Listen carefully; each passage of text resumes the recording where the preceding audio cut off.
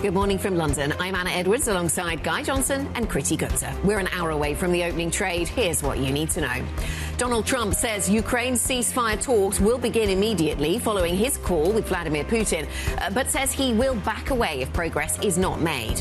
European futures point higher after the S&P closes near a bull market, shrugging off the US rating downgrade. But JPMorgan's Jamie Dimon cautions against complacency in the face of a mounting range of risks.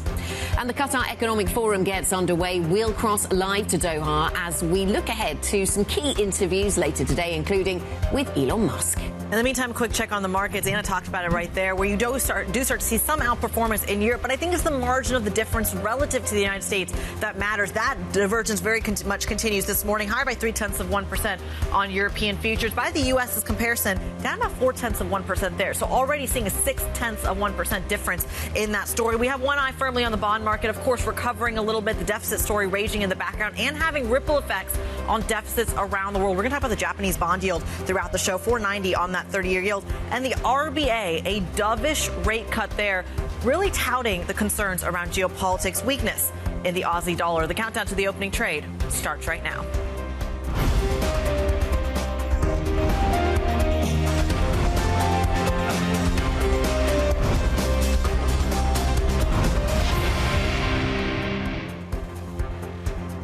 Good morning. I spent most of the day thus far, and I appreciate it's early, trying to not be distracted by the Japanese bond market, which is fascinating and a subject to which we will return, but trying to work out if there are any investment implications of what appears to now be a situation in Ukraine that is not going to change a great deal, i.e. this conflict is going to continue. President Trump is backing away. And, Anna, it looks like we're in a situation where nothing is going to change very quickly. Trump backs away. The hope was that he would provide some sort of catalyst, but that doesn't now look like it's going to happen. And it looks like people are increasingly viewing the situation as one that isn't going to change and is going to continue in this current form. Yeah, it's really interesting, isn't it? Because that narrative might seem to be at odds with some of the comments we got from the president himself, President Trump, yesterday, and some of the news lines. So President Trump did say there would immediately be talks, maybe even taking place at the Vatican, maybe Istanbul, maybe Switzerland, but between Ukraine and Russia to bring this to what he wanted to see as an immediate or a very soon ceasefire. That might seem to stand at odds with the way you describe things, but that very much reflects the European perspective. Hang on, you talked to President Putin, you told him what you wanted, but there's no sanctions threat, there's no timeline. Nope. There does seem to be a lot of carrot involving incentives to do business between the United States and Russia, and not a lot of stick. And that seems to be the way that President Trump is now approaching this. Is a rehabilitation of Russia now a more likely scenario coming off of this phone call? Is one question we asked. The other that I thought was interesting is Europe is part of the conversation here. In that commentary, he said, I had a call with Vladimir Putin, I had a call with Vladimir Zelensky, and I had a call with Macron, with Starmer, and a series of other leaders as well. That's a narrative shift. Yes, but does it just reflect what Guy was saying about Trump wanting to step back? Because he said, you're right, he did say he talked to all those people, but then he said Europe has a problem. This should have been Europe's to deal with, essentially, and he wants to step back from it. This sounds like he's backing off, doesn't it? This sounds like I've had enough of this, can't fix this, need to move on, need to do something else, other things are going on, as a result of which this is a European problem. I'm going to make it a European issue to deal with. Are there investment implications of this? I think the counter story would have been more interesting from an investment point of view, i.e. if there was progress on the wall, what would that mean? Does that mean you sell defence stocks? Does that mean you except that we're going to maybe see higher growth in Europe, various kind of things that you could argue on the other side. The status quo, which looks like what we've got right now, does anything happen as a result of this? Do defence stocks get bid more on the back of this? Because actually, we are going to have to defend ourselves here in Europe. Does economic growth remain stagnant? I don't know. But those are the kind of... I'm struggling to find a kind of clear line between this and what the investment outcome is going to look like in Europe. Or is there a world in which the markets take at face value the fact that we are closer to some talks? Perhaps. We have no date, but we will see. The headline this morning, which has just kind of been there all morning, has been basically Trump backs away, nothing is going to change, Putin is handed a win. That seems to be the narrative that is prevailing across most of the newspaper front pages that I've read this morning across Europe. Let's talk about Jamie Dimon. Let's talk about kind of complacency and figure out what is happening here. There's a great story in the Terminal this morning talking about the fact that a lot of big banks, Citi's one of those that are mentioned, favour European equities over US equities. And Jamie Dimon has got some really interesting commentary around what is happening with US equities. I think his maths is a little off, but we can talk about that in just a moment. People feel pretty good because they haven't seen the effect of tariffs. The market came down 10%. It's back up 10%. I think that's an extraordinary amount of complacency. Val was pointing this out in her morning note this morning. The dip buyers are back. Dip buying is back. The muscle memory of dip buying has not gone away for US retail investors, and they're doing it in style. But is it sustainable? The professionals apparently are sitting on the sidelines. Long-only fund managers sitting on the sidelines. The retail is back in a big way. Is this shock, horror, awe? I can't quite get how you're feeling about that. Surprise. All of the above. I think it's fascinating as well, though, that he's saying that it's not just the geopolitical risk. And we talked about this with Emmanuel Coe yesterday as well, where he was saying actually the risky piece of this market is the bond market. It's the credit story. It's not the equity story anymore, which is Jamie's a narrative talking about that as well. Exactly. And Jamie Dimon warned about that, but he has been warning about that for quite some time. Initially in the private credit markets and now in the public credit markets as well. We should also mention, he talked about the tariff story. He talked about geopolitical conflict as well, including conflict between the U.S. and China and the South China Sea, as well. So that's one piece of this. The other thing he talked about that I think is interesting is he mentioned the downgrade. He mentioned the Moody's downgrade, but he said, look, I'm a patriot. I believe in American exceptionalism. We should just mention that Moody's in the last 24 hours has also downgraded the credit risk, or I should say the deposit risk around some of these major banks as well as a ripple effect of that U.S. downgrade. Yeah, we've seen that link before, haven't we, in other geographies when it comes to sovereigns linking into banks. But interesting on the credit story, on the wider sort of narrative away from Jamie Dimon, but what people are saying about the credit downgrade, and I know you guys talked about this in great detail yesterday, but just the fact that we had Mark Hafley over at UBS saying, look, Basel categorises AAA the same as everything down to AA minus, and so as a result, from a sort of nuts and bolts perspective, it shouldn't make too much difference to allocation. Of course, the bigger story is what this does to de-dollarization, to appetite for US assets. I was saying, the freak out, if you will, around the deficit, which is the other piece that we need to be talking about, because this was what the core of the Moody's downgrade was. I think people in the equity market, to your point, are looking through it, but then the bond market, not so much, because that is where Washington, D.C. may be moving this market a little bit more. We'll talk about the Federal Reserve in just a moment, but this tax bill is suddenly getting a lot more attention. We talked about this yesterday in terms of it widening the deficit even more. Donald Trump looking to try to make some waves, get some of the hardliners back on his side, because, again, these worries about the deficit are putting people within his own party against his own agenda. Yeah, but he's targeting the hardliners. Yeah. The hardliners are the people that are trying to get the deficit down. And that's... So if he goes and has a conversation with them and they back off, doesn't that just make the deficit story worse? Yeah. And potentially the bond market sees this as a negative. But the math, and Bloomberg Economics did this as well, the math that you can't factor in yet is that the logic here is that if you do get these tax cuts, whether or not they're wider or not than initially expected, it is pulled back by the tariff revenues, pulled back by the Doge cuts. But the problem is you can't actually quantify that. Well, but I was very taken by that analysis, because it was suggesting that actually how worried should we be about fiscal sustainability in the United States? People will have very different views there. But just simply dealing with the inputs and outputs around tax cuts and tariff income and Doge cuts, they were saying that actually these things, there is a chance they do net each other off. And therefore, as a result of we shouldn't be overly concerned about the fiscal sustainability story in the United States right now, according to their analysis. But you do have to make a lot of estimates. But we know more and more, I suppose, about tariff revenue and how long that sticks around. And we know it's not going away in a hurry, because you just have to look at the UK deal. 10% is now the base case. Fed's not going to cut rates anytime soon. Just think we should just throw that out there as well. That was also newsworthy. That is worth paying attention to. I don't think anybody's going to be surprised by that. That certainly seems to be the pitch coming out of the data right now. Themistocleous is going to be joining us from UBS very, very shortly. Global Wealth Management CIO, EMEA. Looking forward to that conversation. Elise Badoy, Citi's EMEA Research Head, is going to be joining us as well. And Bruno Bonnell, French Secretary General for Investment, is going to be joining us. We had a little French investment thing going on yesterday. We'll get a read on what exactly came out of that. We absolutely will. Looking forward to that conversation. A few other things to put on your radar. The Qatar Economic Forum begins today, alongside several other pieces of data points and meetings around the world. 1:30 p.m. Canadian CPI. If you're worried about some sort of tariff impulse showing up in the data, that would be one to watch on the international front. We do, of course, also have the G7 finance ministers meeting in Canada as well. What's going on north of the American border. For the market, though, we also have earnings coming out of Home Depot. This one's interesting because Walmart kind of freaked the market out a little bit. Home Depot and Walmart are quite correlated, so you want to keep an eye on those earnings in terms of, one, the consumer resilience, and two, the tariff effect there as well. But as I mentioned, I think the main piece of today's European agenda, at least for the Bloomberg audience, may just be the ginormous voices coming out of the Qatar Economic Forum in Doha. Our very own Jennifer Sabasacha is there on location. Jennifer, walk us through what we can expect in day one.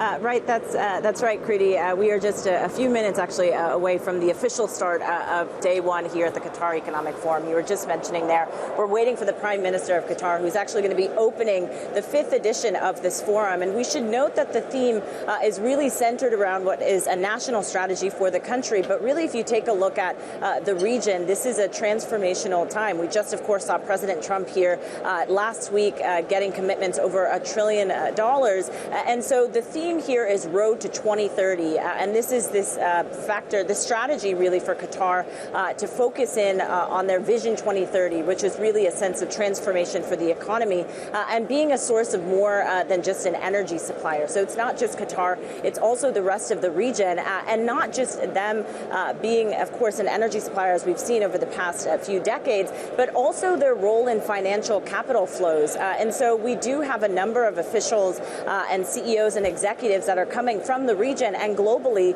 just as we're starting to see a shift in terms of financial flows from the region to elsewhere and everywhere in between. So yes, the plan is that we'll be having a number of discussions and conversations centered around that around this time when really a number of private industries and also governments are focusing in on specific sectors. So some of the discussions that I will be having, as well as some of our colleagues, are focused in on AI.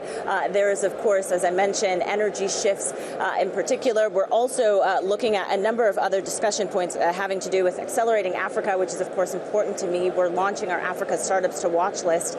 And also balancing risk and reward. We talk a lot about the market volatility that we've seen over the past few months and weeks. How is that factoring into a number of investors' financial decisions moving forward? So this 5th edition is coming at a time of transformational change for the global economy. And so that is really going to be the discussion, the center of discussion over the next 3 days.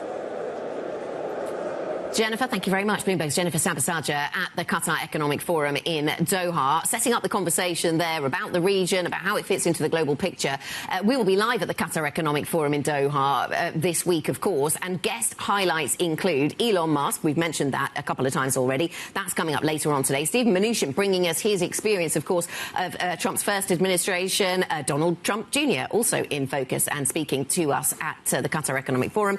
JPMorgan Chase's Mary Erdoes also in conversation, so you don't want to miss some of those names at the event then, Guy. Absolutely.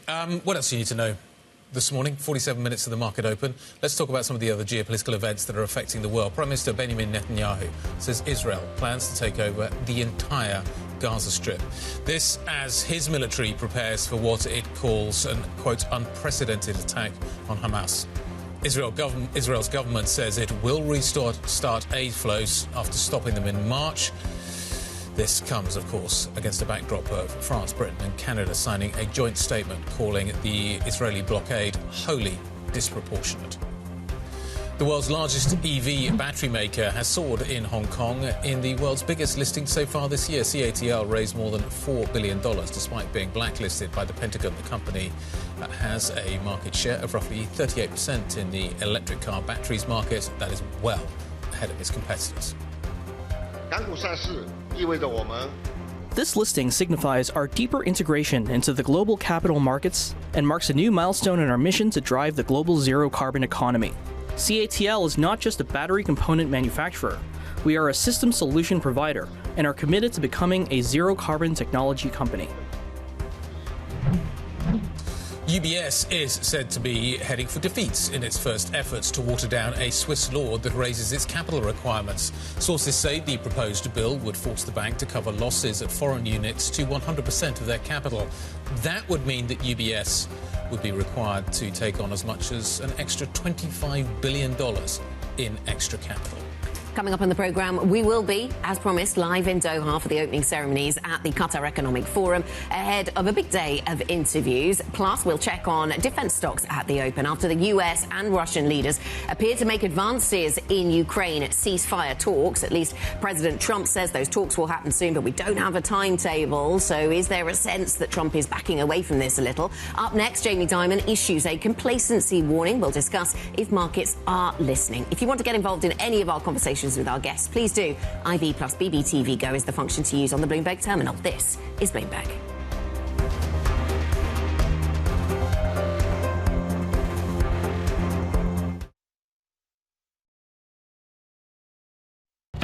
This week, Bloomberg brings you live coverage from the Qatar Economic Forum. Bloomberg Horizons Middle East and Africa and The Pulse will be broadcasting live from the conference floor. Then, throughout the day, we'll bring you all the highlights from the key policymakers and market movers on the issues confronting the global economy. Live coverage from the 5th edition of the Qatar Economic Forum continues this week right here on Bloomberg Television. Context changes everything.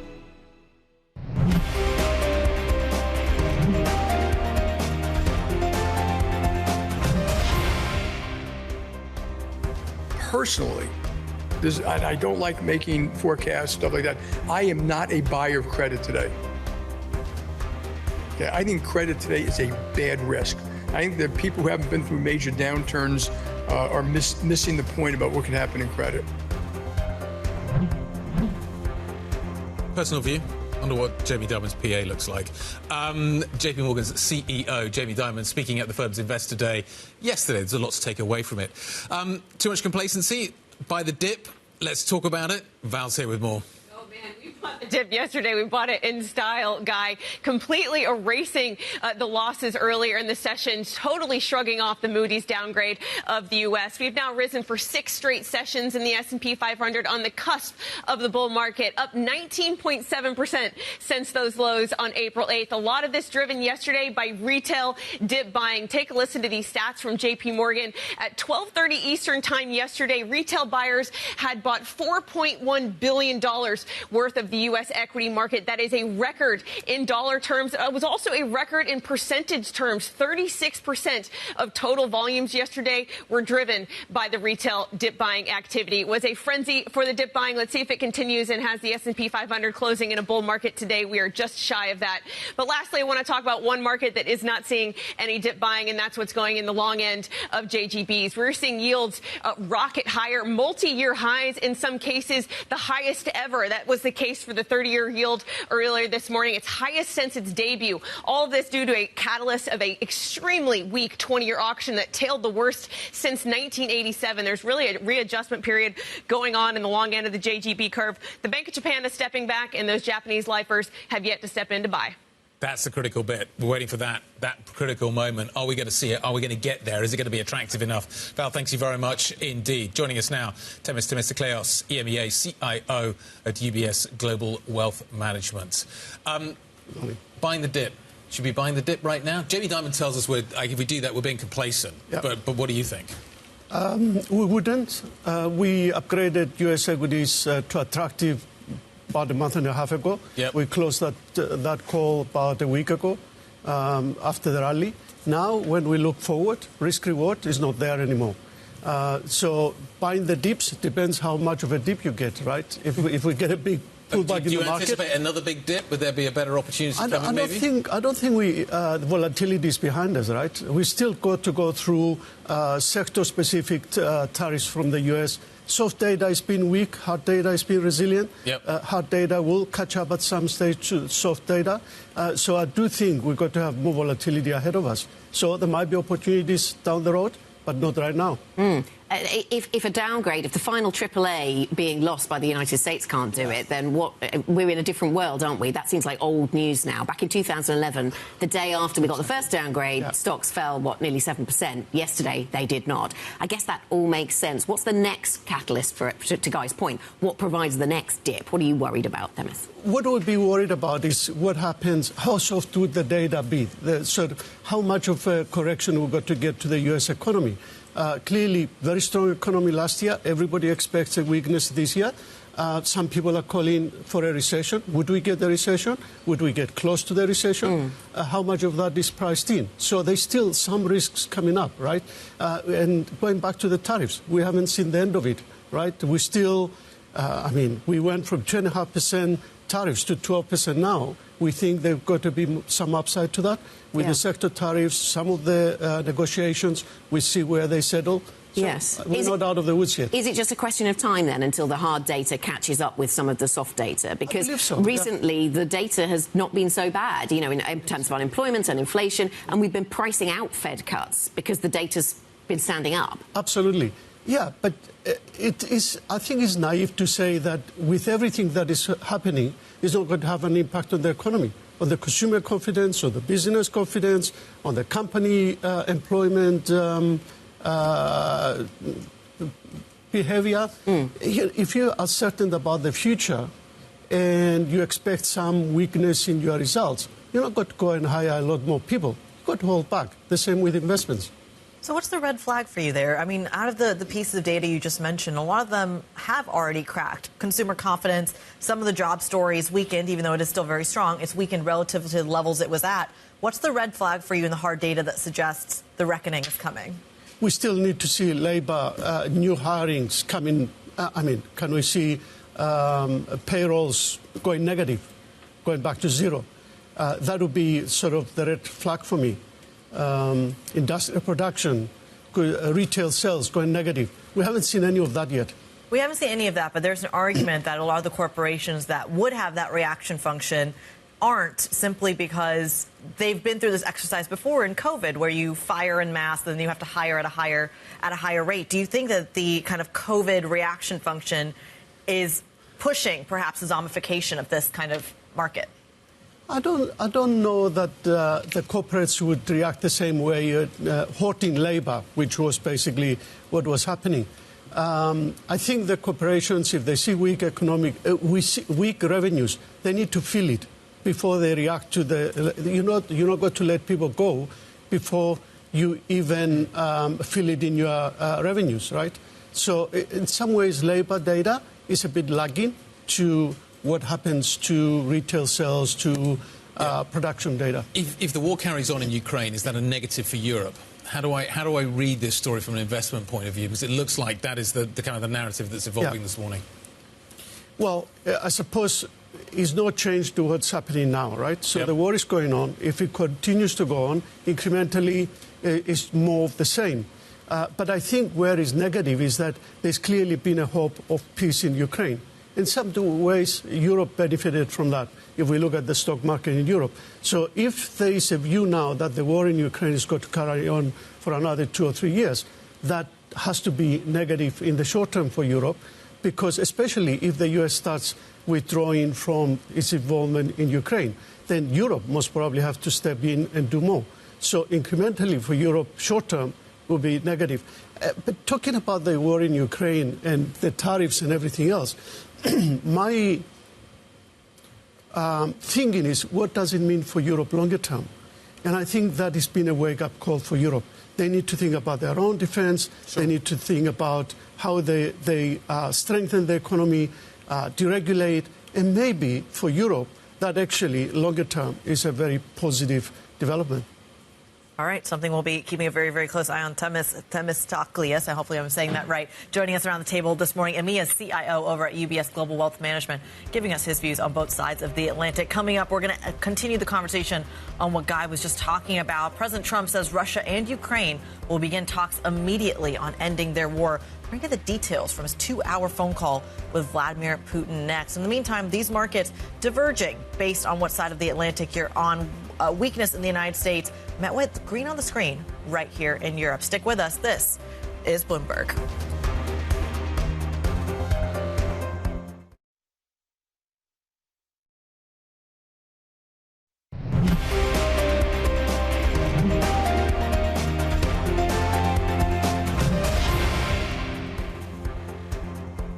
Welcome to the opening trade. 30 minutes until the start of European equity trading for this Tuesday, the 20th of May. Let's have a look at the futures picture. And it's positive, up by 0.4% on the FTSE 100, for example. Euro Stoxx 50 up 0.3. US futures look a lot more negative, though. US futures pointing down by 0.4% on E-minis.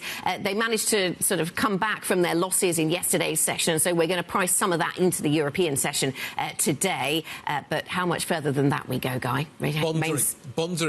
Equities are kind of exciting. Bonds are really exciting. Japanese ones in particular. Well, Japanese bonds, so that's where the action is this morning, definitely, in terms of what we are seeing on the screen in front of us. So Japanese yields are definitely pushing higher. Take a look at what is happening at the long end. We're not there yet, but we're getting there in terms of maybe repatriations starting to start. US bonds a little bit bid this morning. Yields are coming down a little bit. European bonds are slightly more bid. Germany, Italy, France certainly catching a little bit of a bid this morning. So yields are dropping. Can I draw a line between this and any of the stories this morning? I'm slightly struggling with that. Is that I don't know. Is there a line I can draw between what is happening in the European bond market, where Europeans are clearly going to have to spend more going forward, and what is happening in Ukraine? I can't. It doesn't seem as if those two gears are fitting together for me this morning. Well, let's get the details on what's happening in Ukraine. Maybe we can solve that question afterwards. Donald Trump, of course, saying Moscow and Kyiv will begin talks immediately on ending the war in Ukraine after he held a 2-hour phone call with Vladimir Putin. Trump saying some progress has been made towards ending the fighting, but warns he'll be back. But warns that he will back away if a deal isn't reached. Big egos involved, I tell you. Big egos involved. But I think something's going to happen. And if it doesn't, I'd just back away, and they're going to have to keep going. I would say I do have a certain line, but I don't want to say what that line is, because I think it makes the negotiation even more difficult than it is. Let's get for more on this. Let's bring in Bloomberg's Piotr Skolimowski. Piotr, walk us through just how close we are to a ceasefire, if close at all. Yeah, so we have to put this whole conversation that we heard about yesterday in a certain context.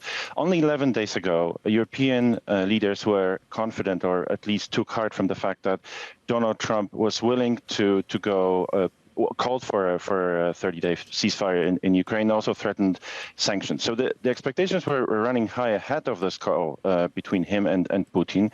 It was the third call between the two since Trump came back to the White House, at least from those that were disclosed. And Trump also said that the conflict cannot be resolved until him and Putin met. So these were the expectations going into the call, which was also followed by the call between the Europeans and Zelensky and Trump. What we ended up having is effectively a lot of warm words, not much in terms of concrete actions. So Trump described the conversation as excellent. Putin talked about it being frank and constructive. As a matter of fact, what was produced was a certain commitment for Russia and Ukraine to present memorandums that will then go into up for discussions. But what Trump made clear is that he is effectively stepping away as a broker in the conflict, in trying to kind of be a referee in bringing the two sides together, and basically said this is a European problem. This is something that Ukraine and Russia have to resolve between themselves. Okay, so where does that leave Europe? Where does it leave Ukraine? Well, that's probably the worst possible situation that they could find themselves in, because there was certain feeling that we are getting close. There's frustration on the side of Trump, and a realization that Putin is stringing him along. Now, this call sort of throws it upside down. Europe, on its own, obviously can produce sanctions, and that's what we're probably going to see today when European defense and foreign ministers are meeting in Brussels. So another package of sanctions coming through.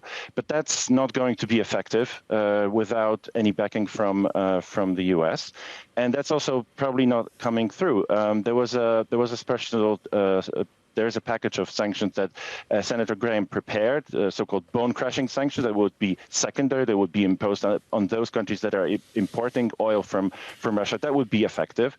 It doesn't seem like Trump is anywhere closer to backing that bill, so that's probably not going through. At the same time, there is a big question mark over what about the aid for Ukraine. I mean, Ukraine relies heavily on military and financial aid from the U.S. Europe on its own cannot provide that. So the big question mark, the current package that previous U.S. administration of Joe Biden was fighting for so hard in the Congress is actually running out at the end of this year. Putin at the same time is still very confident that he's going to pull through, that he's going to he can play for time and wear down Ukraine. So a lot of focus on Europe to step up and deliver, but clearly we're seeing more disengagement from U.S. at this point. Piotr, thank you very much indeed. Piotr Skolomowski joining us from Warsaw on the latest surrounding the talks ongoing, it seems, around Ukraine. Let's think about how UK politics is playing out and cross-channel politics right now. Britain's Prime Minister Keir Starmer has heralded a, quote, landmark deal between the UK and the European Union, which he says is a reset moment for relations under his government. Still, with many details unresolved, Brexit never quite seems to be over. Let's get more with Bloomberg's UK correspondent Lizzie Burden, who was at the summit yesterday where the deal was announced. So, Lizzie, this being obviously the Labour Party, the government saying this is a win for them, a win for Starmer. How does it seem?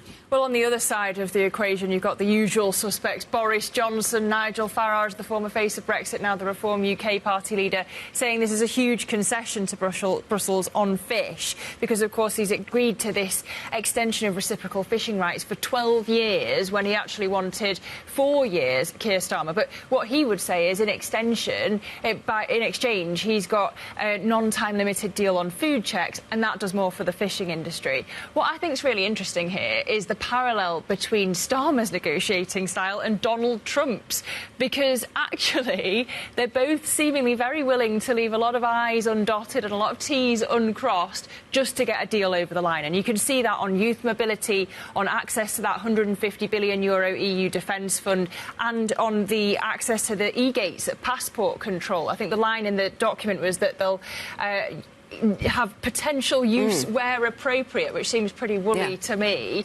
And so obviously there are going to have to be further talks down the line. And I also think what's interesting is, if I were the EU, I'd say you're not going to get more on defence until you give more on youth mobility. But what we're hearing is that there doesn't seem to be that sort of sequencing or conditionality, and actually EU officials are approaching these as separate issues on different paths of their own timing. I think it's interesting that you take us to that wider point about what is a deal these days, because we've seen, as you say, in a couple of situations involving the UK, doing deals that don't actually seem to be finished. But we've also heard from India. There's a lot of focus on India and Japan. When will they get their trade deals? And we've heard from India just over the last hours saying that they expect it's now called a multi-phase deal, which seems to be code for we'll get a deal by the deadline, but it won't be a full deal. There'll still be things that they'll need to deal with next year. Because things can change and are changing week by week. A week feels like 3 months, right? We were having this conversation yesterday. I've got to say, but the market feels like last Monday,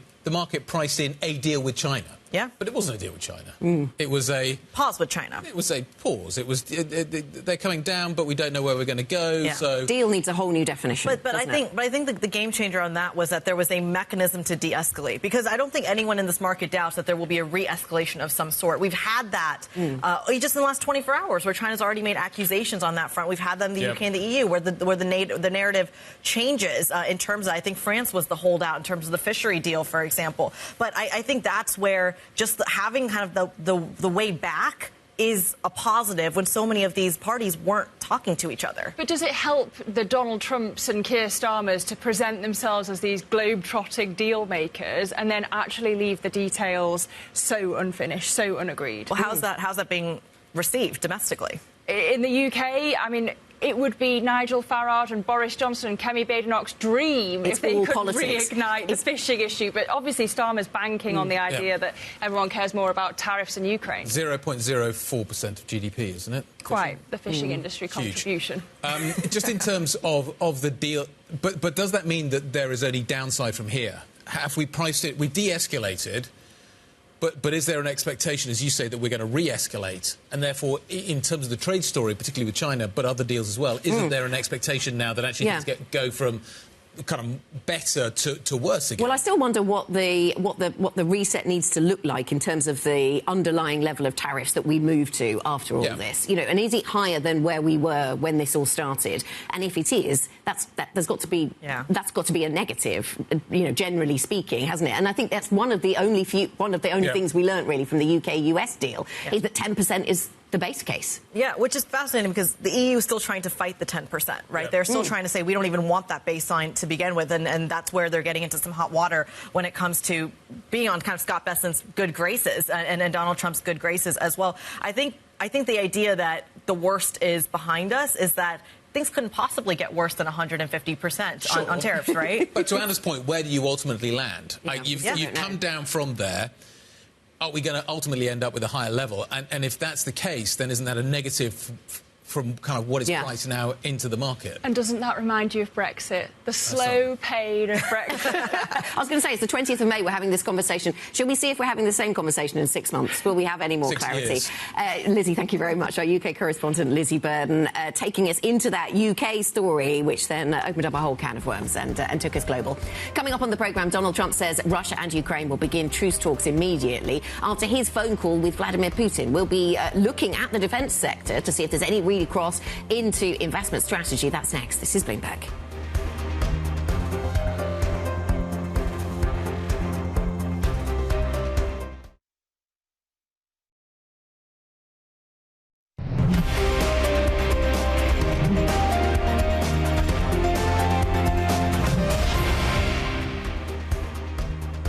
Just over 15 minutes away from the opening trade, futures indicated to have a positive open, really. And you are seeing some outperformance when it comes to the FTSE 100 futures. This is in stark contrast to what you are seeing, of course, in the United States, where the sentiment is worsening. Is that Sell America trade boosting the Buy Europe trade? Maybe a little bit of an element of that this morning, Guy.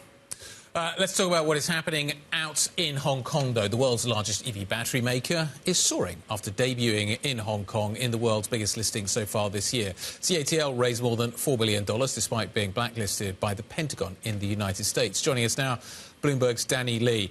Danny, this is a company that is in expansion mode. Kind of, what does this mean for its business? This is another listing. It's looking to more international investors, though obviously not US investors. What is it going to do with the money? Yeah, all of this money is going to be really allocated towards Europe, particularly as it builds out a €7 billion factory with Mercedes-Benz in Hungary. It already has a presence in Germany. It's committed to building out in Spain with Stellantis. So it's already putting its building blocks and planting its flags in Europe, where there has been a string of failures amongst small competitors. So for CATL, it's really making its push, and in particular where in overseas, outside of China, it can make better margins. So it is very much being more aggressive in this regard. And when you look at how it's been able to dominate the marketplace, particularly having 2/5 market share, supplies Tesla and virtually every other automaker, you know, it's very much being assertive. And what it has been able to do for the EV battery market, it is also trying to be very ambitious in the green energy space as a whole. So if it can do what it has done for EVs, the potential there for a whole realm of products and innovations is still waiting in the wings. It already has access then to some important US brands, but what about getting direct US market access? Talk to us about some of the headwinds that could exist here for CATL, Danny. Yeah, CATL is having to navigate some of the pressures of the US, particularly around, for example, tariffs. You know, CATL says it doesn't see much impact from tariffs going forward. But you know, when it comes to this listing and the run-up to this listing, there was a lot of noise around pressure from the US and from House Committee wanting the big banks such as JPMorgan and Bank of America to not participate in this listing. That ultimately failed, but clearly the pressure, and particularly around allegations around CATL's links to the Chinese military, that actually was ultimately what caused this blacklisting from the Pentagon. But it has been able to shake all of this off, and you know, if it has been able to sidestep some of the pressures, it is, you know, very much on the up overall, and it is looking to just shrug off all the noise from the US in particular.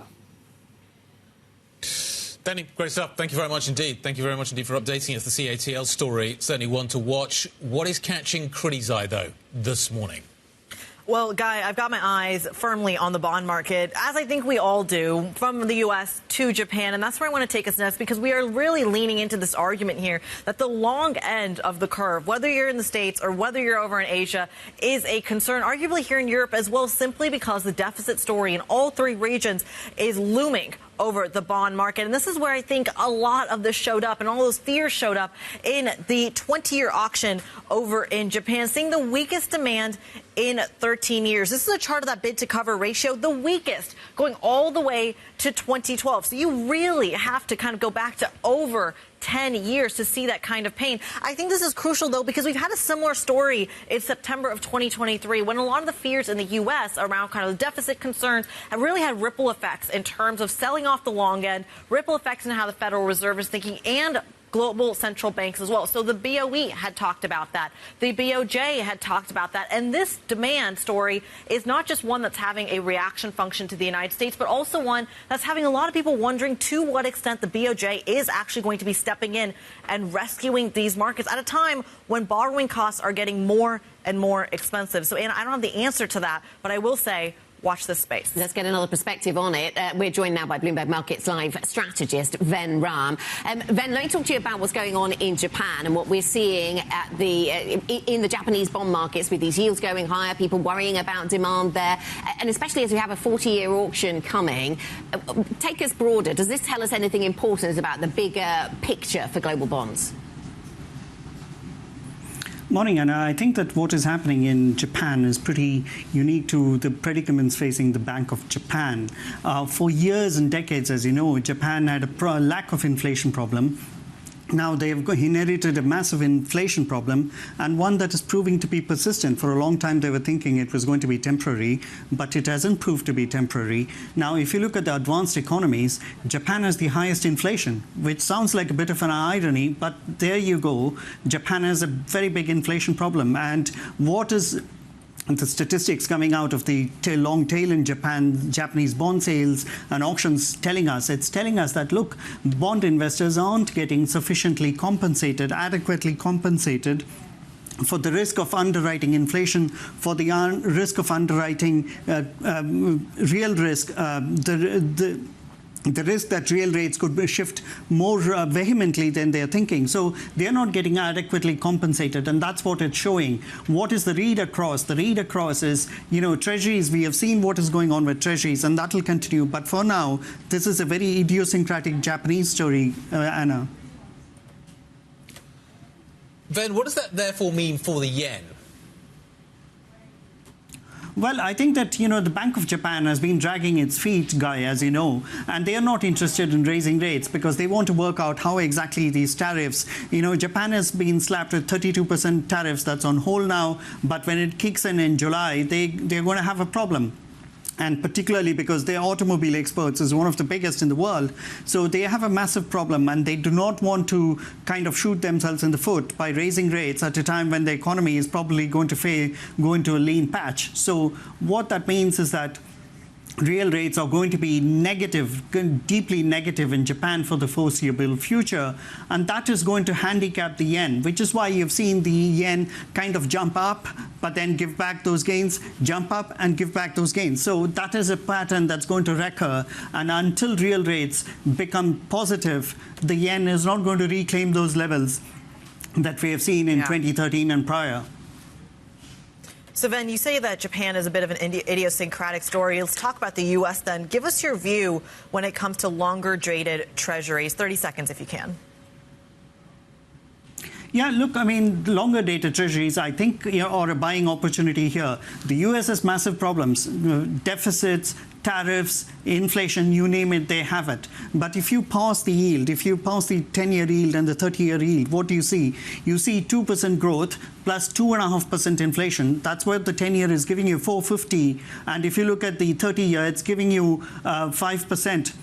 So that's kind of adequate compensation, and they are not pricing in deficit risk. And therefore, I think that, investors should scale in and buy treasuries on drips. Certainly something we're going to be keeping an eye on. Bloomberg Markets Live strategist Van Rom joining us this morning with a little bit of a contrarian view. We thank you so much.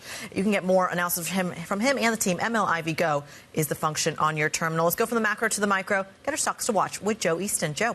Morning, Kriti. So there's big news in the offshore wind stock space today with news from the US that the Trump administration is allowing the resumption of a project in New York State that was cancelled or halted last month. Now, this is very important for both Equinor and also potentially Ørsted, another firm that does these projects. So Equinor, the one running the project, we saw that stock dropping significantly last month when we got news that that project had been halted. So potentially we're going to see movement in that one. And also Ørsted as a read across, potentially even some others like Vestas, SSE, all of these wind stocks in focus today. Then we are also looking at defence stocks, of course, on Trump's comments that talks between Russia and Ukraine could start towards a negotiation on a peace process. Now, we have obviously seen massive jumps in these stocks this year. There's the moves on the screen there. So we're going to be watching Rheinmetall, Saab, Leonardo, BAE, all of the usual stocks that we keep in focus. But as was mentioned on the show earlier,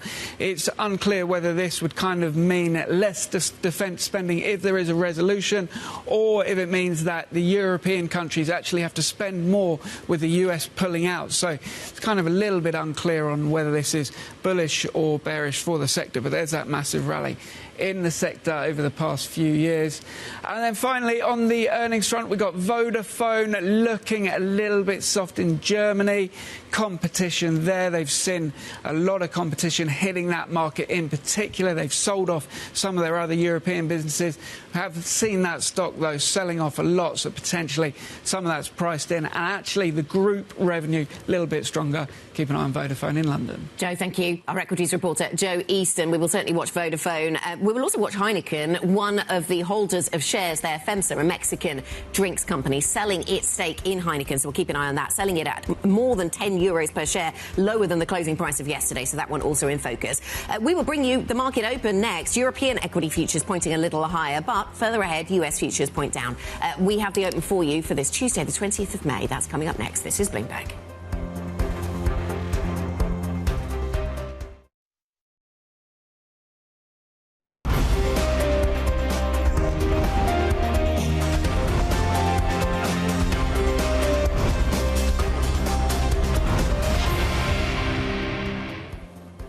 Tuesday morning, good morning. Couple of minutes to go until the start of European equity trading. What do we know about yesterday? What does it tell us about today? Europe went out here on the US session. There's a little smidge, wee bit of upside maybe to price in. And I think that's probably what Kriti's saying in her futures this morning. Absolutely. Green on the screen, a real difference from what we're seeing over in the States. And I think that margin of difference is really crucial here, especially because the outperformance is not on the continent. It's right here in the UK. The FTSE 100 higher by 0.4%. Anna, that has not been the dynamic that we have seen in the last couple of sessions. But keep one eye on the DAX as well, because I imagine defense very much in focus. Yeah, absolutely. Defence will be in focus. Then, Kriti, let's go through a number of sectors and companies that we'll be watching this morning. Defence stocks will be in focus. Will the market be focused on the fact that talks should be coming, at least according to President Trump, soon, imminently? Or will the market focus on what seems to be a stepping back by the US president? We will delve into that. Equinor certainly in focus. Wind businesses generally in focus after we see something of a pivot, at least on one of those wind projects over in the United States, politically, a political pivot. And so what does that mean for the prospects for that sector? And just on Heineken, I mentioned earlier on that we are seeing FEMSA, one of the holders of Heineken, coming to the market with his shares. But just to point out, this is the Heineken holding company, so the discount to the closing price, not as big as I suggested earlier, not €10 a share. But we could still see some downside at the start of trade as a result of that one. So, Guy, we're focused on defence stocks, focused on the wind sector, focused on Heineken because of that that selling of shares in the markets. But more broadly, I suppose, just watching where we go as we wait for US futures, which still point lower. They do, and this follows a big buying of the dip yesterday by US retail, which is interesting. in light of what we've learnt over the last few days. Right, here we go. Tuesday session, about to start. Let's give you some numbers. Let's show you what is happening in terms of the opening trade. FTSE 100, we are anticipating a moderately positive start, up maybe 0.4%. We'll wait for that market to become open fully in just a moment as we climb off the original low. So we're up by a massive 0.1%, as is the Stock 600 this morning. Those two obviously are related. The IBEX is up by 0.4%. Yesterday, the CAC and the DAX had very little news going on, so it took a little while for those markets to get going. And I suspect the story is similar this morning. Not a lot of news. There you go. The DAX is up by 0.3%. The CAC is up by 0.2%. Not the most exciting of opens, but we have an open. It is positive this morning. Are we getting more action in the sectors, Kriti? An open that we get in 45 seconds is an open that I like, especially when it comes to some of the thematic stories that we've been keeping an eye on. The rate story, the defense story, all that moving some of your biggest market movers to the upside. So banks, for example, are actually rallying quite a bit relative to some of the other sectors. Technology having a good day as well. And then baked in there is the defense sector. So Rheinmetall, of course, Anna, one of the key movers this morning. Yeah, absolutely. So the defense sector very much in focus because of this sort of confusing picture, perhaps. As you pointed out at the top of the programme, Guy, a lot of the takeaways, a lot of the analysis after yesterday's call between President Trump and President Putin, and a lot of the aftermath of his press conference, President Trump's press conference, seems to be this conclusion that, OK, this is the US stepping away, even if it seems kind of counterintuitive to say that after they just spent 2 hours on the phone trying to deal with this situation with the Russian leader. I don't think I've ever had a 2-hour phone conversation in my entire life. I wonder what they talked about. Vestas is up very nicely this morning. You are seeing Vestas up by 4%, circa 4%. So you are seeing a read across from this wind story. You've also got EDP rising as well. So there's a more positive tailwind to the wind sector this morning. Very good. Very nice. He was waiting for us to respond. Yes. I get no love. You're proud of yourself today. In the morning. Anyway, so that's what we're seeing basically happening. There's a few XTs in the market this morning. Heineken is down a little bit, 2.68% this morning, Anna, to the story that you were referencing a little bit earlier on as well.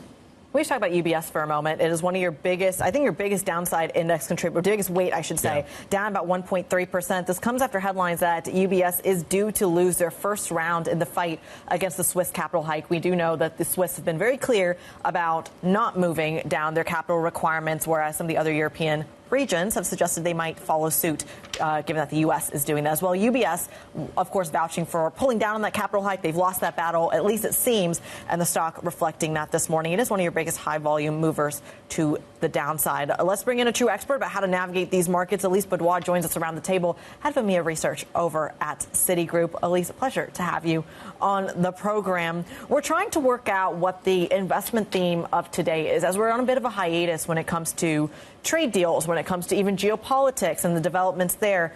How does concerns around deficits, whether it's in Europe or the United States or in Japan, weigh into the equity story? Well, good morning. I mean, Kriti, when we speak with investors at Citi, what we find at the moment is we're oscillating between macro data, hard data, and obviously some of the news flow. And the news flow, can be, as we've seen, politically driven. And then we go back to the hard data, and investors are really looking at that. So I think at the moment, we are, the big question we're getting, I'm head of European research, so obviously I'm getting what's next for the trade in Europe. Europe is up 10%. US is flat in terms of performance year to date. And obviously it's what's next for the European trade and the diversification. And that question, is very important. And I think we remain positive on Europe. We continue to recommend diversification, into the European market. We're neutral on the US. But I think, that comes with the perspective that, it will be a bumpy ride, and there'll be moments where the macro data will come and interfere. I'm going to put my Guy Johnson hat on today and steal his question, if I can. Does yes, I know, but I'm going to. I wonder what a Guy Johnson hat looks like, but that's a whole different argument. I'll do my best impression. What does the diversification trade pay at the moment, when historically diversifying hasn't been a lucrative move? Mm-hmm. Absolutely. And when we were in the US, Kriti, that was the biggest question. When we met investors, I did a US trip about 2-3 weeks ago, and then another one, which was in November, and the mood was completely different. In November, everyone was like, we've heard this before. We've been there, for a couple of years trying to do this trade. I think what's changed, at the time, in December, when we put on that perspective and recommended diversification, we were really looking at the extreme bearish positioning. Since then, we've seen a lot of inflows.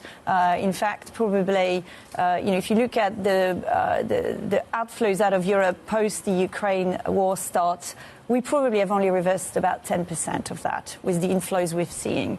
So we believe there's still inflows possibility, but our stance and our next leg for this diversification really is more around structural changes. And the structural changes we've seen, notably around the stimulus that we might see with defense, with infrastructure, that actually is really what's behind our next leg for the journey. So, Elise, the story around defence, and it's interesting to see how the sector is responding or not to the latest news flow. But is it right, then, that the story around defence is about government spending that's committed, about Germany spending more, the rest of Europe spending more, and it's not necessarily about trading the news lines around Ukraine specifically? Because just today we see quite mixed reaction from defence names to the latest news lines. And it's always nuanced. And I anticipate today, when I go back to the desk, the questions will be around, is this negative for Europe because we thought the end of the war in Ukraine was a positive catalyst in the equity story? Or actually, is this a next catalyst for Europe to come together? And I think what we've seen, the incremental buyers for Europe, have to come from the US. So I was listening with interest about the retail, buying the dip in the US. Obviously for Europe, the question is the incremental buyer has to come from the US. A lot of the questions we've been getting were around, does the UK get on better with the rest of Europe? And we've seen positive news flow around that. So your question around Ukraine and defense, I do believe that actually at the moment, it is potentially, and it will be seen by the market eventually, potentially as a catalyst for Europe to come together more. Yes. We've seen this in the past. It's actually now, it will be almost like echoing what we've seen post-Munich. Yes. So I suppose the question then is, do defence stocks move in the same direction as European stocks broadly, or do they move in the opposite direction? Well, we've been recommending, at the moment, given the number of downgrades we've seen, we're really recommending, we're sort of dipping a toe into cyclicality in Europe, into beaten up cyclicality. So we are really overweight autos, and we're also overweight tech. So beaten up cyclicality in value autos, beaten up cyclicality in growth tech. When it comes to defense, obviously we've seen quite a big re-rating, but we continue to anticipate that to happen. And I think here is yet another catalyst because we're likely to see more drive. And I was listening to President Macron's opening speech at the Truce France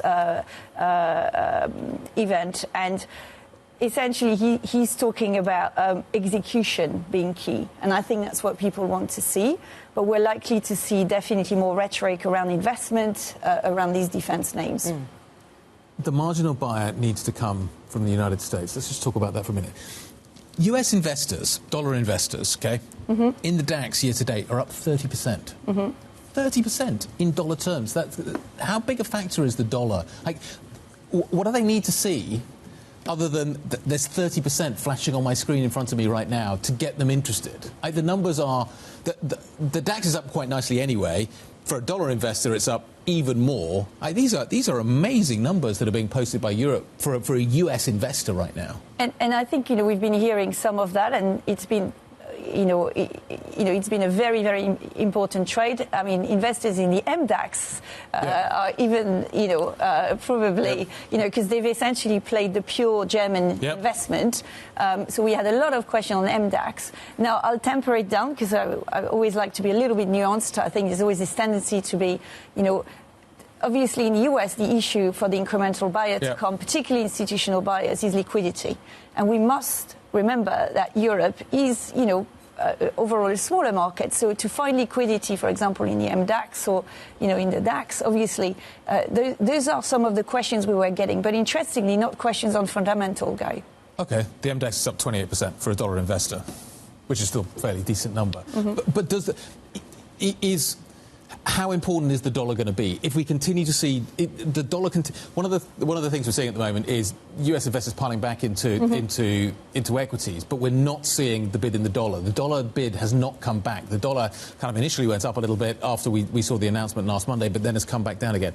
If we continue to see a weakening of the dollar, how much of a catalyst could that be? How important is that going to be in terms of returns for US investors into Europe, but also kind of on the other side of the fence, the other side of the coin, for European investors into the United States? Does it keep European investors at home as well, because the dollar's working against them now in terms of the investment story that they're working with?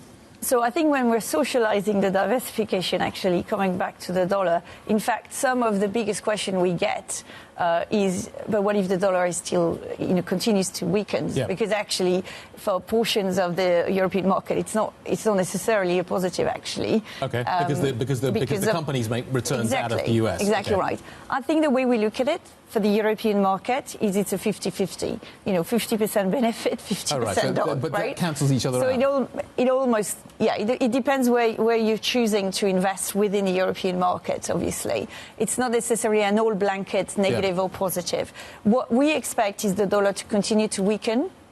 So we have, we have built into our assumptions, a continued weakening of the dollar. I think, in terms of the US investor, obviously, that's something to take into account, and we can't see how it works necessarily against us. But I think it depends which sector you might be invested in. OK, so more domestically focused sectors get a bigger advantage. Exactly. Nice to see you. Thanks for stopping by to see us. Elise Badoy, head of EMEA Research, joining us over from Citi. OK, let's talk about what is happening in the market this morning, some of the bigger stocks. This is what the picture looks like. We have Ferrari unchanged, not moving, parked, I guess we could call Ferrari this morning. ASML, though, is catching a little bit of a bid. Schneider's up a little bit. Nestle's up. There's no clear and obvious theme there in what is happening. It is interesting that Novo's catching a little bit more of a bid and luxury is selling off. But actually, that's not where the action is this morning. I think the wind sector's quite interesting. Defence looks quite interesting this morning. There's HSBC, not HSBC, Heineken, wrong H, to think about as well. Let's talk about the individual moves with Joe. So the wind sector, really the place to start, Guy, as you mentioned there. Take a look at this move that we're seeing in Ørsted, up 12% at the moment. Remember, news overnight of the US allowing this project in New York, this offshore wind project, to resume, and that is a real surprise for that market at the moment. Actually, the move in Ørsted, much bigger than Equinor, the one that's actually running the project, because they've, of course, got a big oil business as well. So potentially people reading this as positive for Ørsted, also positive for Vestas as well. SSE ticking a little bit higher, a bit of wind exposure there as well. But really, Ørsted, the big mover there over in Copenhagen, up 12% now. Big one for that one. Then in terms of defence, the takeaway on this story, of course, on potentially Ukraine and Russia, is it positive, is it negative for defence spending? A little bit unclear, but broadly, most of the defence stocks actually moving higher. Rheinmetall, Leonardo as well. Saab does look a little bit lower, but there was an executive share sale on that one, so I think that one potentially bucking the trend, but mostly actually defence reacting positively potentially to the news from Trump overnight. Then we've got Heineken Holding, of course, placed at a discount from the Mexican company FEMSA. That's the company that bottles Coca-Cola in Mexico and also owns retail stores as well. Offloading Heineken stock at a discount, Heineken Holding. We knew they were going to do that, so that stock slipping a little bit, 2% down for that one. Then in terms of Vodafone, it was a little bit soft on that one, but that was potentially already known. We did see weakness in the German market in particular, one of their biggest markets for the UK company. The stock actually opened a little bit weaker at the open of trading here in London, but actually coming up, we're now positive on Vodafone, up around 0.4%, but down around 50% over the past couple of years for that stock. A big decline there. Then UBS, losing that potential first step in their capital issue with the Swiss government. Now the company potentially going to have $25 billion of capital on the books if they don't get this resolved, and that is taken negatively today. So UBS coming down 1.6%, 1.5% at the moment in Zurich. And then finally, to finish on Greggs, they were talking about some viral products on TikTok in their statement around some sort of cold drinks that they said did really well on social media. But that stock up 6%. It's another stock that has suffered a lot over the past few years, but coming up, the like-for-like sales actually showing a little bit of an improvement in the latest quarter, and therefore the stock coming up. Greggs rising 6% in London this morning. Thank you very much, Joe Easton, with the essential Greggs news and other news from the equities universe. Coming up on the programme, Jamie Dimon cautious against complacency. He's cautioning everyone about complacency in the face of a mounting range of risks. More on the JPMorgan CEO's comments next. This is Bloomberg.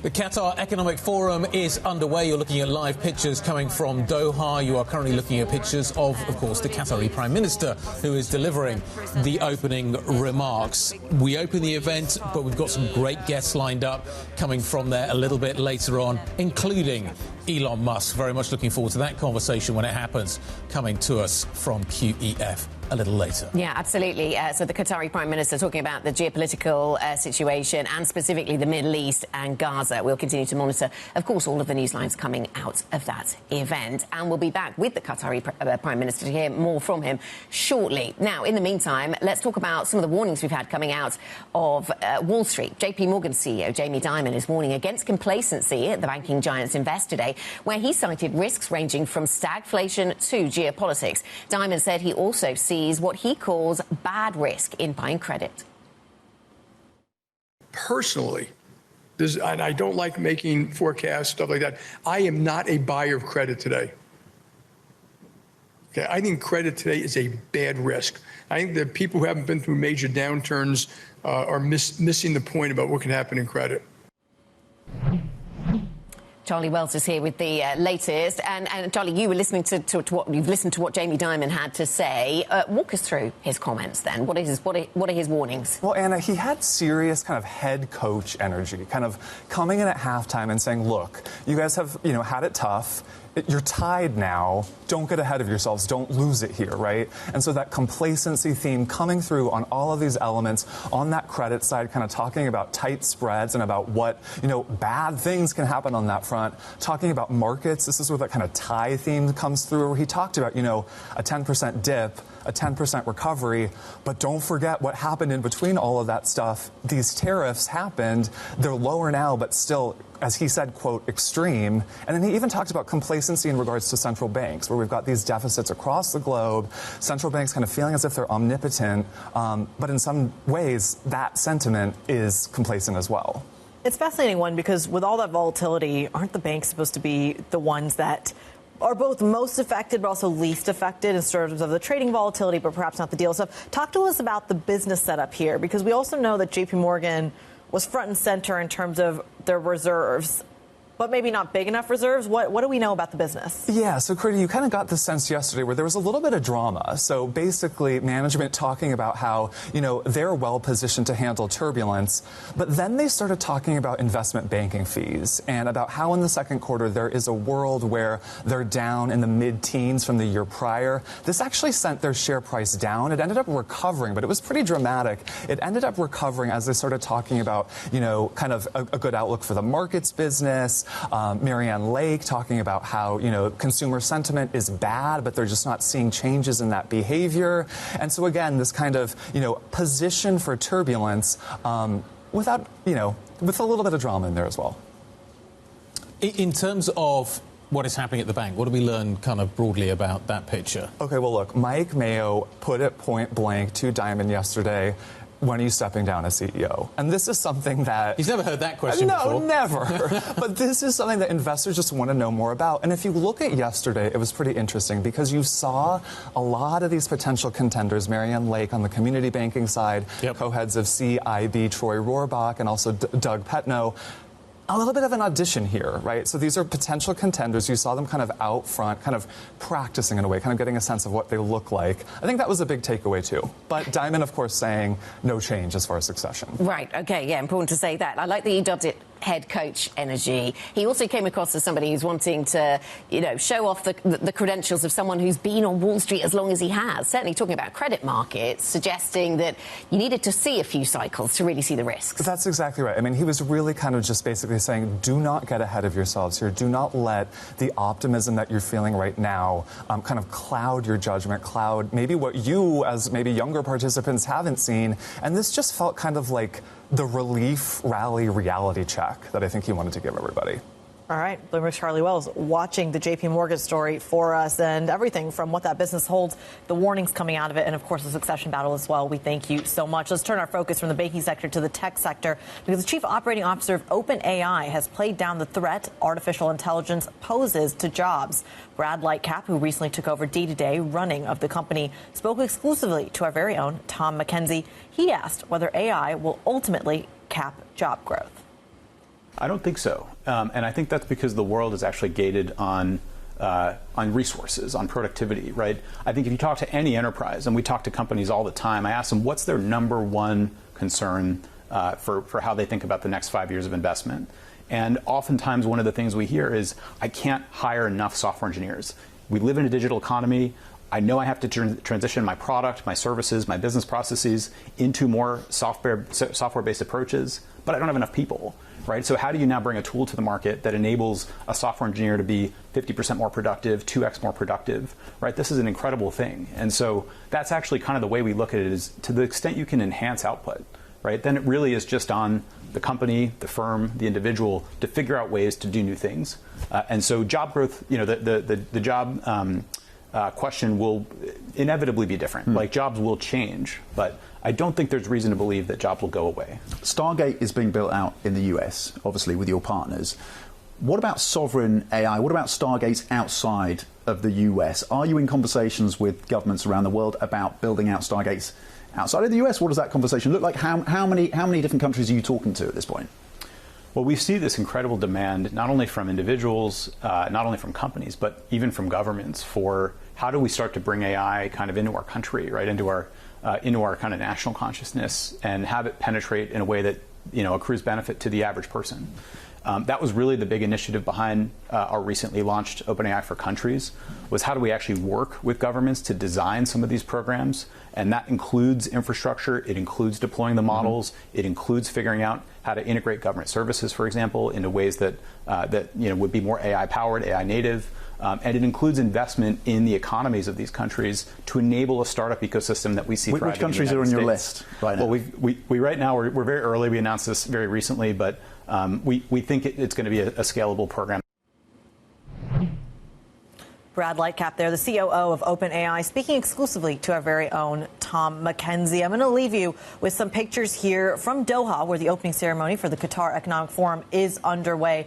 The Qatari Prime Minister delivering his opening remarks. We, of course, will have live coverage there, covering all sorts of topics, from geopolitics to technology to, of course, perhaps the tariff threat as well. Yes, he started the conversation talking very much about geopolitics and foreign policy within the region. He is also the foreign minister for Qatar, and so that's certainly one area we will continue to focus on as we bring coverage. But we were just talking there about tech with OpenAI. Well, tech will also be a big theme of this event. We're going to be hearing from Elon Musk, for example, a little bit later. We're going to hear from Elon Musk a little bit later. Can I just take the conversation, though, back to what is happening in Washington at the moment, which is a conversation that is increasingly concerned about outsourcing of AI, etc., to the Middle East and some of the deals that have been done by President Trump. So we will focus on that as well. Anyway, some great coverage coming up out of the Qatar Economic Forum. We will be back there very shortly as well. Looking forward to the continuing conversations. This is Bloomberg.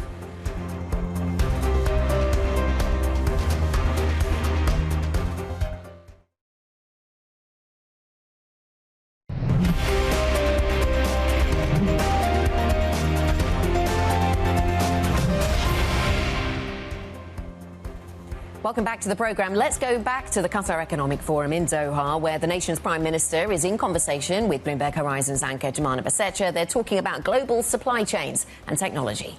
Is making sure that the situation in this region remain stabilized. And we have seen what a delicate period that we are going through in that region, whether it's on their talks, on the U.S. talks with Iran, or with the situation in Gaza and the changes that happened in Syria. And we are hoping that these kind of engagements will lead us to a point where we can have all these conflicts settled and hopefully being more focused on the prosperity of the region. President Trump has been labeled a transactional president. He certainly likes to do deals. He's written a book about the art of the deal, and he likes things of value, especially if they come free. I want to ask you about the gift of this Boeing jet that Qatar want to give to the president to use as interim Air Force One. It's been met with a lot of controversy back home. What was the purpose? What is the purpose of this gift? And is it, as some critics say, an opportunity for Qatar to gain influence with this administration? Well, look, actually, we have seen that there was a lot of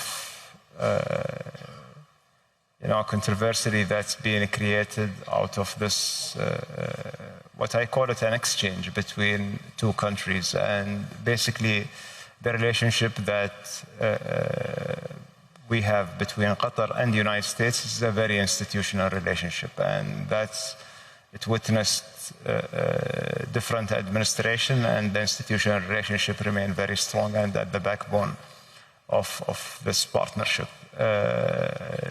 The plain story is a Ministry of Defense to Department of Defense transaction, which is basically done in full transparency and very legally, and it's part of the cooperation that we've been always doing together for decades. For example, the airlifting in Afghanistan is something that we have almost 80% of that done by our air forces. The security deployment of United States during the World Cup to support our efforts was done by the United States, and I see it as a normal, a normal thing that happens between allies. And basically, I don't know why people they are thinking about it, that this is considered as a bribery or considered as something that Qatar wants to buy an influence with this administration. I don't see any, honestly, valid reason for that. And I believe that there is a huge issue in misconception or, unfortunately, some spoiler who are trying to portray Qatar as a country that it tries to buy its way. And I believe if you look at the track record, at least for the last 10 years, whenever is some scoop coming out in the media and trying to put Qatar under a spotlight, that Qatar is bribing to get the World Cup, or Qatar is bribing the EU Parliament, or whatever, until like the end, Qatar is trying to bribe the Prime Minister of Israel. I'm sure that, it does tell you something, that for the last 10 years, none of these cases has stand or had any proof that Qatar has done anything wrong. We are a country that would like to have strong partnership and strong friendship, and anything that we provide to any country, it's provided out of respect for this partnership, and it's a two-way relationship. It's mutually beneficial for Qatar and for the United States, and I believe everybody acknowledges this. I think that we need to overcome this stereotype of seeing Qatar as a small Arab nation because it's gas-rich. It cannot find its way without buying it with money. It's really a misconception that hurts a lot, not our reputation, but the reputation also of other countries and the institutions. Is the controversy worth it, though, if it means that there's going to be further congressional scrutiny of all of Qatar's dealings now with the U.S.? Well, there is actually nothing been done by us under the table or like we are trying to do like a covert operation. It's a Ministry of Defense to Department of Defense. There is a proper legal review is now conducted between the two departments, and nothing has happened yet, actually. Now, and for our intention is to have a very clear exchange that the U.S. is in need for to accelerate, a temporary Air Force One. Qatar has the ability to provide this.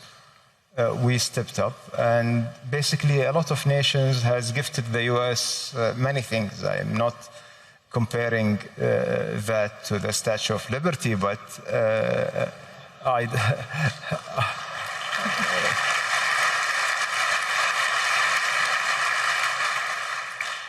I don't know if this is sounded a little bit maybe strange for the U.S. because it's coming from a small Arab nation. I think that this has played some way a factor in this, but I'm hoping that people in the United States and even the politicians over there, they look at us as a friend, as a partner, as a reliable partner, that we've been always there for the U.S. whenever we were needed, whether it's in the war against terror, whether it's in freeing American hostages from all around the world. It's not something that we've been doing to buy an influence, but this is a duty on us as a partner, as an ally of the United States. And as there's a duty for the United States toward Qatar. I want to turn to regional geopolitics. Yesterday, the Israeli Prime Minister says that Israel are now carrying out operations with the purpose of taking over the Gaza Strip. They will carry out an unprecedented attack on Hamas, that is a quote. The war is clearly entering into a new phase after a ceasefire that was negotiated earlier this year. Qatar played a pivotal role in that. It lapsed in March. The death toll continues to go up. There's still what's thought to be 20 hostages still alive in the Gaza Strip. There's a humanitarian crisis going on there. What hope is there now for a lasting ceasefire, Your Excellency? Well, it's unfortunate that we've been seeing the situation unfolding in this way, and it's becoming very frustrating for everyone. And especially for us here in Qatar, we've been there from the beginning trying to mediate and trying to get to a deal where it alleviates the suffering of the Palestinian people in Gaza and freeing the hostages and bringing them back to their family, and trying to bring a path that will create a peaceful environment and security for both people. And that's basically what we were aiming. And what I think that the last year and a half now has shown you that the only way forward is through negotiations. And unfortunately that sometimes, or many of the times, these negotiations being sabotaged by political games with a very narrow vision, and it's just being postponed. One of the examples, we had the first deal that freed more than 100 Israeli hostages in November 23. It collapsed in 1 week. Then we had the second deal that's been based on a framework that's agreed on December 23, and we couldn't announce it or we couldn't finalize it until January 25.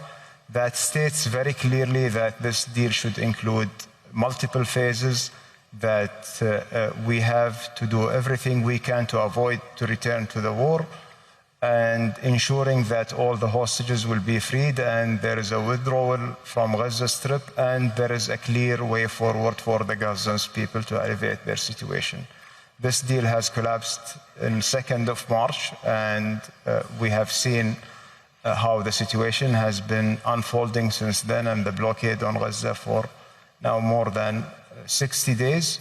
And we are hearing also some irresponsible statements about the humanitarian situation over there, about the way of distributing these aids and distributing food in form of meals and calculated calories for pre-qualified and pre-screened people. I think all these things that are happening has been unprecedented in our world today, and it shouldn't be acceptable for the international community. Yes, yet we have seen that unfortunately the Israeli government is carrying it out with impunity. Now we continue our efforts despite everything and every attempt to sabotage our efforts and try to also blackmail us and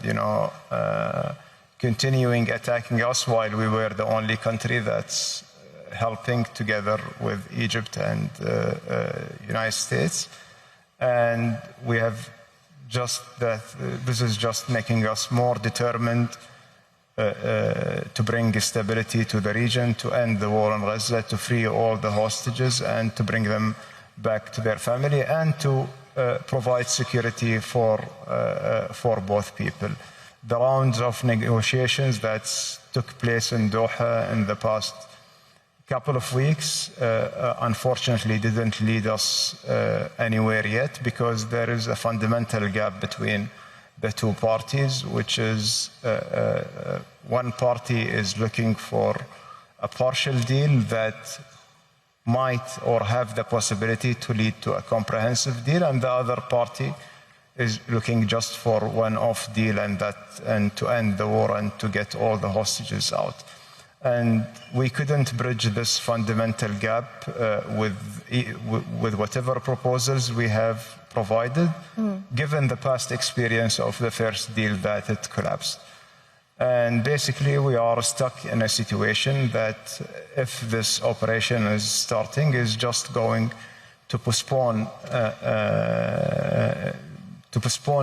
the diplomatic conclusion of the war, which will end only diplomatically from our point of view, and will just cost us a death toll on the Palestinian side and also on the hostages side.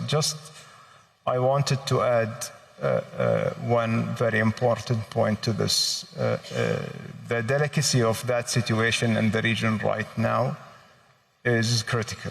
And basically, we have seen that the continuation of this campaign and this way and this behavior, and it's not only in Gaza, but Gaza, West Bank, Lebanon, Syria, is something becoming unbearable. Yet you have seen that all of us as governments, as countries, we are calling for peace, we are calling for peaceful resolutions, and nothing is stopping this kind of behavior.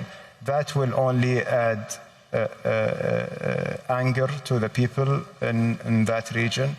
Will add legitimacy for non-state actors, and is just going to fuel the narrative of extremism and terrorism. In President Trump's speech last week in Riyadh, he talks about the birth of a new Middle East, the economic transformation, and also the Gulf states playing an increasingly influential diplomatic and mediation role, and the prospect of regional stability. Can there actually be regional stability in the absence of a solution to the Palestinian and Israeli conflict that has been going on for decades? Well, we believe that this conflict is a core for the regional stability, and we hope that there will be a chance sometime soon. It requires a strong leadership from the Palestinian side, from the Arab side, and from the Israeli side, because there will never be a deal without a compromises between all the parties, that ensuring that there are conditions that can be created for the people to coexist together. This region has been, for centuries, with a beautiful social fabric that has different backgrounds and different ethnicity and different religions. Unfortunately, it's been drained with these ancient wars and proxies that evolved over, the last few decades.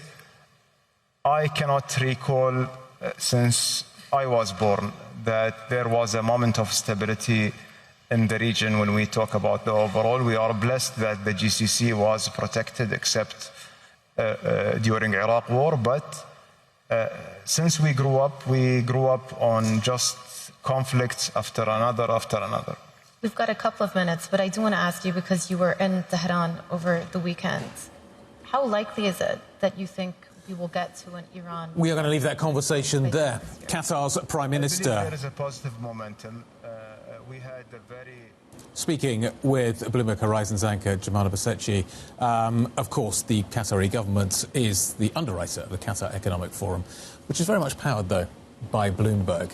We will be continuing our conversation surrounding what is going on in Doha. We are going to have a conversation a little bit later on. Michelle Hussein is going to be in conversation with the Tesla CEO Elon Musk. If you'd like to note that in your diary, it will be happening at 2 p.m. UK time. We'll also be hearing from the head of the Qatar Investment Authority. JPMorgan Chase's Mary Erdenes is going to be joining us a little bit as well, for a great conversation. It's always fascinating to listen to. I want to turn our attention to another summit that was held yesterday in France. The French President, Emmanuel Macron, touting more than 40 billion euros worth of deals coming out in terms of foreign investment from the annual gathering with business leaders that we now call Choose France. Most of these deals were announced last night at the summit. Bruno Bonnell, who oversees the France 2030 National Investment Plan, joins us now to discuss. Was this a success? Where is France in terms of where it wants to be and where the president would like it to be versus the reality of where it is? There's obviously been a lot of criticism of France over the last few years in terms of labour standards and what's been going on in terms of the economy. Was last night a reset for the French president and the French economy? Well, first of all, it was a success because if you look at the amount of investment, 40 billion announced last night versus 2 billion in 2017, definitely we are growing every year. For the sixth consecutive year, France is the most attractive country in Europe for foreign investment. So there is no doubt about the success of it. And all the criticism are concerning the logical of business. Sometimes some deals don't go through. We all know this. But the percentage of those are really small compared to the ones that are really going through. So I believe that we're seeing the power of the economical politic of France, which is a mix of stabilization of the economy, simplification, which is still a problem. And of course, we can see that we'll need some more protection. So the idea of investing in Europe and in France is going to be critical for a lot of foreign companies. Is the political scene in France stable enough now to deliver the kind of investment that you're looking for? You know, if I look at the worldwide, I mean, we just heard the person from Qatar. I mean, the big concern of the world is the political instability with some erratic decision made by great leaders, with some, of course, desperate conflict everywhere. So in this kind of mist, I think that Europe and France more specifically is probably a good deal. Because even though we do have our kind of Gallic issues where we fight all the time, we all agree that France has to stay one of the leading countries for investment in the coming years. So instead of being short-sighted and seeing just like the almost daily political issues, on the long term, decarbonized energy, solid implantation of allocation, for companies and for factories, a lot of talent, massive pool of talents. So all those things have to be considered as solid and able to reinsure any investment in France. Bruno, it's Kriti in London. Let's talk about some of the mechanisms that perhaps other countries are using to generate that kind of investment in the long term. Things like tax cuts. It's a very popular theme in the States, dealing with the same deficit issues that France is dealing with as well. Subsidization, very much on the table. You talk about the talent pool. A big part of that is things like other incentives and credits. What more can France do, perhaps using some of those mechanisms to bring that investment onto French territory? So first of all, we do have the plan I'm in charge of, which is 54 billion euros of investment in innovation. And this can go through subsidies, through loans, or through capital. That's really a kind of de-risking operation that's worth it. And talking about all the announcement on the tax cut, looking at the changes in the US, in kind of the mentality and the stability of the government right now, I would probably wonder if they're going to last. So the idea that we have a long-term and stable initiative with the support of this company and the talent, as I said before, is probably an interesting advantage compared to some other countries. That's how I would phrase it. Bruno, thinking about competition for those investment dollars or those investment euros, we see that Germany is, of course, embarking on a big investment drive that covers infrastructure, defence, and there seems to be some excitement from international investors about that prospect. Do you fear that France, in the eyes of international investors, could be sidelined by those German opportunities? Definitely, I think that the decisions that Germany is making right now is interesting because they make it with a strong will of reestablishing a strong collaboration between France and Germany. So I think that there is a benefit to each other to share experiences. We went through a very hard time in France with deindustrialization, a lot of problem with refocusing of technologies on specific sectors. Of course, Germany right now is facing all this energy crisis due to the Russian gas and the choices, the energy choices back in the beginning of the century. So I would really consider that sharing our experiences and power is probably the way. The same way we did France 2030 plan to reestablish some massive strategic sectors at the French level, Europe should probably focus, as Mr. Draghi says, on reestablishing European power on those sectors by combining talent, strengths, and budget. OK, so some focus there on the sectors that really matter for the future for Europe. What about the expectations we should have about the trade deal between Europe and the United States? Is there a conversation in France that goes along the lines of, look, 10% seems to be a good outcome for other countries, maybe we need to accept we'll end up with 10% tariffs, or do you think Europe should hold its nerve and go for lower tariffs than that? Well, in a negotiation, it takes two to tango. So the whole thing is what kind of steps, what are the next step the US are going to take? Because if we start, accepting like short-term deals, nothing guarantees that in a couple of months or weeks or days, their attitude in the US will be once more, will change again. So I would probably go sector by sector and see what are the sectors in need of, close deals and remain some other deal open because the competition is still on, and there is a necessity for the US to accept some products that are coming from other countries. So I believe that the negotiation is actually just beginning, and setting some dates and saying take it or leave it. I don't know the art of the deal so well, but I'm telling you it's not the way that diplomatic deal is going to play. OK, thank you very much, France's Secretary-General for Investment, Bruno Bonnell. Thank you very much for joining us there and thinking about any trade deal between Europe and the United States. Well, energy might be a feature. One country that has been enjoying supplying energy to Europe of late in the shape of liquefied natural gas is Qatar, of course. The Qatar Economic Forum in Doha is continuing, where the Qatari Energy Minister and the CEO of ConocoPhillips are speaking on a panel on global energy security. It's moderated by Bloomberg's Francine Lacroix. Let's listen in. Sure that we continuously can have good profits. Regarding Riyadh Airline, I think we're very happy for our brothers and colleagues in Saudi Arabia that they are embarking on this expansion in the airline business. It's a huge country, Saudi Arabia, whether it's size of the country or size of population, and I think it's overdue to have additional airlines and airline products in Saudi Arabia. And if there's anything that we can do to support Saudi Arabia from Qatar Airways, we'd be happy to do that, but we wish them all the success, and I think it's very much needed for Saudi Arabia and the region. Rand Lance, President Trump pledged to drill, baby, drill. Is it happening? And if it isn't, why not? Well, I think the president's got a unique ability to boil things down to a bit of a bumper sticker. I think the drill, baby, drill, people get fixated on how many rigs are running in the U.S. and is that representing a drill, baby, drill. I think it's a broader strategy that the president is trying to articulate around taking the natural resources that are endowed to the U.S.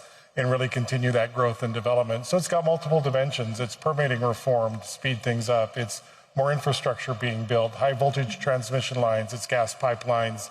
It's eliminating the LNG pause that the prior administration put in. So I think it's a statement that articulates a broader strategy that wants to use the endowed resources that we have in the United States to continue that growth and that development and continue to be able to import and export energy that the full world needs today. Break-evens for U.S. shale, I think, on average, pre-trade wars and tariffs were about $65 a barrel.